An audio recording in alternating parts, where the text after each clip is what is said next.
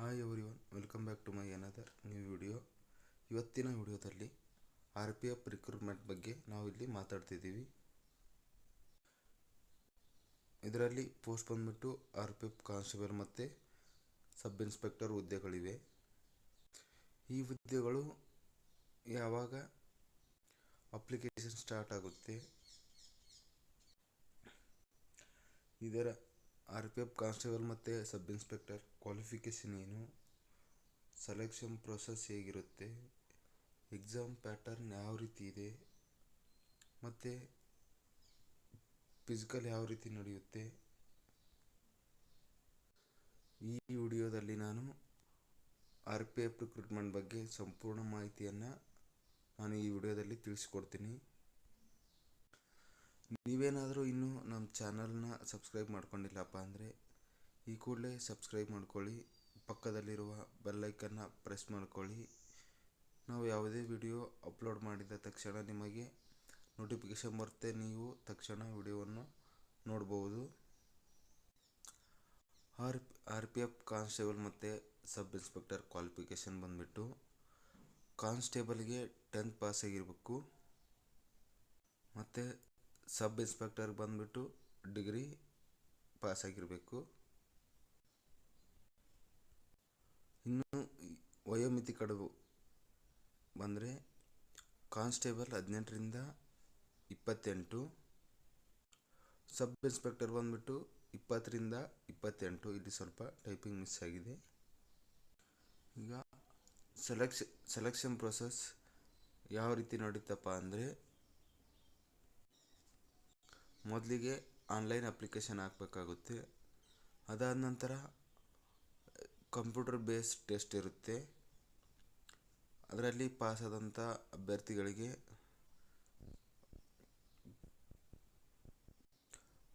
PET ಮತ್ತು PMT ಟೆಸ್ಟ್ನ ಇಲ್ಲಿ ಮಾಡ್ತಾರೆ, ಅಂದರೆ ಫಿಸಿಕಲ್ ರನ್ನಿಂಗ್ ಓಡಿಸ್ತಾರೆ. ಇದರಲ್ಲಿ ಪಾಸಾದಂಥ ಅಭ್ಯರ್ಥಿಗಳನ್ನ ನೆಕ್ಸ್ಟು ಡಾಕ್ಯುಮೆಂಟ್ ವೆರಿಫಿಕೇಷನ್ಗೆ ಕರೀತಾರೆ. ಡಾಕ್ಯುಮೆಂಟ್ ವೆರಿಫಿಕೇಷನ್ ಆದ ನಂತರ ಮೆಡಿಕಲ್ ಟೆಸ್ಟ್ ಇರುತ್ತೆ. ಮೆಡಿಕಲ್ ಟೆಸ್ಟಲ್ಲಿ ಪಾಸಾದಂಥ ಅಭ್ಯರ್ಥಿಗಳು ನಂತರ ಫೈನಲ್ ಮೆರಿಟ್ ಲಿಸ್ಟ್ನ ಬಿಡ್ತಾನೆ.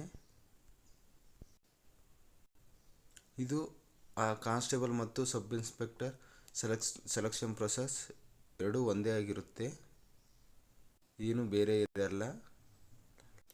ಇನ್ನು ಎಕ್ಸಾಮ್ ಪ್ಯಾಟರ್ನ್ ಬಗ್ಗೆ ತಿಳ್ಕೊಬೇಕಪ್ಪ ಅಂದರೆ, ಟೋಟಲ್ ಕ್ವಶನ್ ಬಂದುಬಿಟ್ಟು 120 ಕ್ವಶನ್ನು, ಟೋಟಲ್ ಮಾರ್ಕ್ಸ್ ಬಂದುಬಿಟ್ಟು 120. ಇದು ಟೈಮಿಂಗ್ ಬಂದುಬಿಟ್ಟು 90 ನಿಮಿಷ, ಅಂದರೆ 1.5 ಗಂಟೆ ಇರುತ್ತೆ. ಹಾಗೆ ಇದಕ್ಕೆ ನೆಗೆಟಿವ್ ಮಾರ್ಕಿಂಗ್ ಕೂಡ ಇದೆ, 1/3 ಇದೆ. 3 ಕ್ವಶನ್ ತಪ್ಪಾದರೆ 1 ಮಾರ್ಕ್ಸ್ ಇಲ್ಲಿ ಕಟ್ ಆಗುತ್ತೆ. ಇನ್ನು ಸಿಲೆಬಸ್ ಕಡೆ ನೋಡೋಕೆ ಬಂದರೆ ಜನರಲ್ ಅವೇರ್ನೆಸ್, ಅರ್ಥಮೆಟಿಕ್ ಮತ್ತು ಜನರಲ್ ಇಂಟೆಲಿಜೆನ್ಸ್ ಆ್ಯಂಡ್ ರೀಸನಿಂಗ್ ಇರುತ್ತೆ. ಜನರಲ್ ಅವೇರ್ನೆಸ್ ಕ್ವಶನ್ ಬಂದುಬಿಟ್ಟು 50 ಕ್ವಶನ್ ಮತ್ತು 50 ಮಾರ್ಕ್ಸ್ ಇರುತ್ತೆ. ಇನ್ನು ಮ್ಯಾಥ್ಸ್ ಬಂದರೆ 35 ಕ್ವಶನ್ 35 ಮಾರ್ಕ್ಸ್ ಇದೆ. ಇನ್ನು ರೀಸನಿಂಗ್ 35 ಕ್ವಶನ್ ಮತ್ತು 35 ಮಾರ್ಕ್ಸ್ ಇದೆ. ಇದು ಎಕ್ಸಾಮ್ ಪ್ಯಾಟರ್ನ್ ಮತ್ತು ಸಿಲೆಬಸ್ ಆಗಿದೆ. ಇನ್ನು ಹೈಟ್ ಮತ್ತು ಚೆಸ್ಟ್ ಕ್ಯಾಟಗರಿ ವೈಸ್ ಬಂದರೆ ಜನರಲ್, OBC ಮತ್ತು EWS ದವರಿಗೆ ಪುರುಷ ಅಭ್ಯರ್ಥಿಗಳಿಗೆ 165 ಸೆಂಟಿಮೀಟರ್, ಮಹಿಳಾ ಅಭ್ಯರ್ಥಿಗಳಿಗೆ 157 ಸೆಂಟಿಮೀಟರ್, SC ST ಅವರಿಗೆ ಪುರುಷ ಅಭ್ಯರ್ಥಿಗಳಿಗೆ 160 ಸೆಂಟಿಮೀಟರ್, ಮಹಿಳಾ ಅಭ್ಯರ್ಥಿಗಳಿಗೆ 152 ಸೆಂಟಿಮೀಟರ್. ಹಾಗೆ ಜನರಲ್, OBC, EWS ಅವರ ಚೆಸ್ಟ್ ಬಂದುಬಿಟ್ಟು 80ರಿಂದ 85 ಸೆಂಟಿಮೀಟರ್ ಮತ್ತು SC ST ಅವರಿಗೆ ಬಂದು 76.2ರಿಂದ 81.5 ಸೆಂಟಿಮೀಟರ್ವರೆಗೆ ಎಕ್ಸ್ಪೆಂಡ್ ಮಾಡಬೇಕು. ನೆಕ್ಸ್ಟು ಇಲ್ಲಿ RPF ಕಾನ್ಸ್ಟೇಬಲ್ PET ಟೆಸ್ಟ್ ಯಾವ ರೀತಿ ನಡೀತಪ್ಪ ಅಂದರೆ, ರನ್ನಿಂಗ್ ಪುರುಷರಿಗೆ 1600 ಮೀಟರ್ 5 ನಿಮಿಷ 45 ಸೆಕೆಂಡ್ನಲ್ಲಿ ಮುಗಿಸಬೇಕು. ಇನ್ನು ಮಹಿಳೆಯರಿಗೆ 800 ಮೀಟರ್ 3 ನಿಮಿಷ 40 ಸೆಕೆಂಡಲ್ಲಿ ಮುಗಿಸಬೇಕು. ಇನ್ನು ಲಾಂಗ್ ಜಂಪ್ 14 ಫೀಟ್ ಪುರುಷರಿಗೆ 9 ಫೀಟ್ ಮಹಿಳೆಯರಿಗೆ. ಇನ್ನು ಹೈ ಜಂಪ್ ಕಡೆ ಬಂದರೆ ಪುರುಷರಿಗೆ 4 ಫೀಟ್ ಮಹಿಳೆಯರಿಗೆ 3 ಫೀಟ್. ಇನ್ನು RPF ಸಬ್ ಇನ್ಸ್ಪೆಕ್ಟರ್ PET ಟೆಸ್ಟ್ಗೆ ಬಂದರೆ ಇಲ್ಲಿ ಕೂಡ 1600 ಮೀಟ್ರ್ ಪುರುಷರಿಗೆ, ಅಂದರೆ ಟೈಮಿಂಗ್ ಚೇಂಜ್ ಆಗುತ್ತೆ. ಇಲ್ಲಿ 6 ನಿಮಿಷ 30 ಸೆಕೆಂಡಲ್ಲಿ ಪುರುಷರು 1600 ಮೀಟ್ರನ್ನು ಇಲ್ಲಿ ಮುಗಿಸ್ಬೇಕಾಗುತ್ತೆ. ಇನ್ನು ಮಹಿಳೆಯರಿಗೆ 800 ಮೀಟರ್ 4 ನಿಮಿಷದಲ್ಲಿ ಇಲ್ಲಿ ಮುಗಿಸಬೇಕಾಗುತ್ತೆ. ಲಾಂಗ್ ಜಂಪ್ ಪುರುಷರಿಗೆ 12 ಫೀಟ್ ಮಹಿಳೆಯರಿಗೆ 9 feet. High jump 3 feet 9 inches ಪುರುಷರಿಗೆ, ಮಹಿಳೆಯರಿಗೆ 3 ಫೀಟ್. ಈ ಫಿಸಿಕಲಲ್ಲಿ PET ಟೆಸ್ಟಲ್ಲಿ ಪಾಸಾದಂಥ ಅಭ್ಯರ್ಥಿಗಳಿಗೆ ಡಾಕ್ಯುಮೆಂಟ್ ವೆರಿಫಿಕೇಷನ್ನ ಕರೀತಾನೆ. ಡಾಕ್ಯುಮೆಂಟ್ ವೆರಿಫಿಕೇಷನಲ್ಲಿ ನಿಮ್ಮ ಎಲ್ಲ ಒರಿಜಿನಲ್ ಡಾಕ್ಯುಮೆಂಟ್ಸ್ನಲ್ಲಿ ತಗೊಂಡು ಹೋಗಬೇಕಾಗುತ್ತೆ.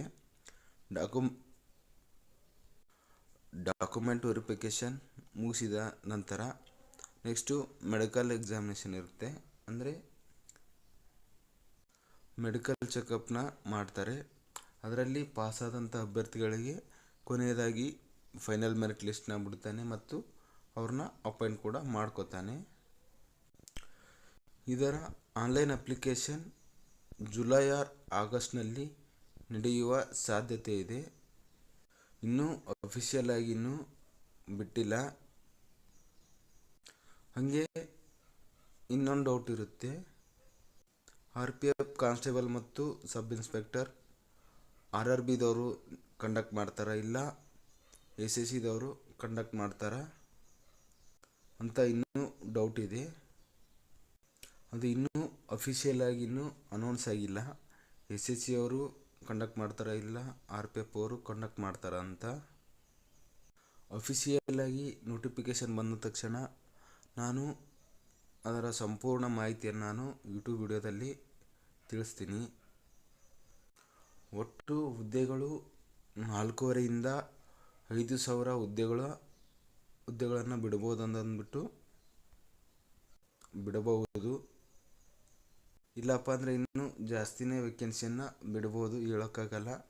ಅಫಿಷಿಯಲ್ ಆಗಿ ನೋಟಿಫಿಕೇಷನ್ ಬಂದ ತಕ್ಷಣ ವಿಡಿಯೋ ಮಾಡಿ ತಿಳಿಸ್ತೀನಿ.